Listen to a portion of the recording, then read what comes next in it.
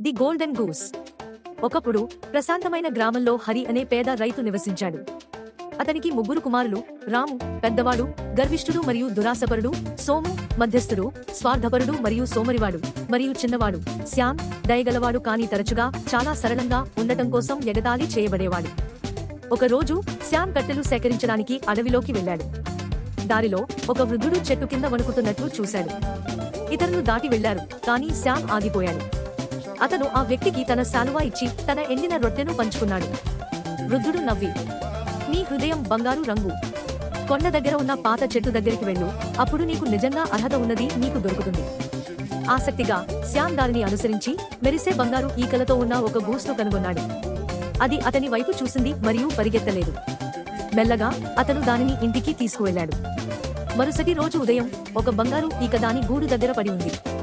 రోజురోజుకు బంగారు గూస్ ఒక ఈక వేసింది. త్వరలోనే శ్యామ్ కుటుంబం హాయిగా జీవించింది. కానీ అతని సోదరులు ఈ విషయం తెలుసుకున్నప్పుడు వారు అసూయపడ్డారు. ఒక రాత్రి రాము గూస్ను దొంగిలించడానికి ప్రయత్నించాడు. అతను దానిని తాకిన క్షణం అతని చేతులు దాని ఈకలకు అతుక్కుపోయాయి. సోము అతన్ని వెనక్కి లాగడానికి ప్రయత్నించాడు మరియు అతను కూడా చిక్కుకున్నాడు. దురాశతో దానిని ఎగతాళి చేసిన లేదా సమీపించిన గ్రామస్తులు ఒక్కొక్కరుగా చిక్కుకున్నారు. గూస్ వెనుక ఒక హాస్యభరితమైన వ్యక్తుల గొలుసును ఏర్పరచుకున్నారు. శ్యామ్ వారిని కనుగొని నవ్వాడు, కానీ గూస్ గుసగుసలాడుతూ, దయ మాత్రమే వారిని విడిపించగలదు. అతను వారందరినీ క్షమించాడు, దయగా మాట్లాడాడు మరియు వారికి ఆహారం మరియు ఆశ్రయం ఇచ్చాడు. ఆ రోజు నుండి సోదరులు తమ మార్గాలను మార్చుకున్నారు. బంగారు గూస్ శ్యామ్తోనే ఉండిపోయింది. దయ ఇంటిని పాలించినప్పుడు మాత్రమే ఈకలు వేసింది. నైతికత.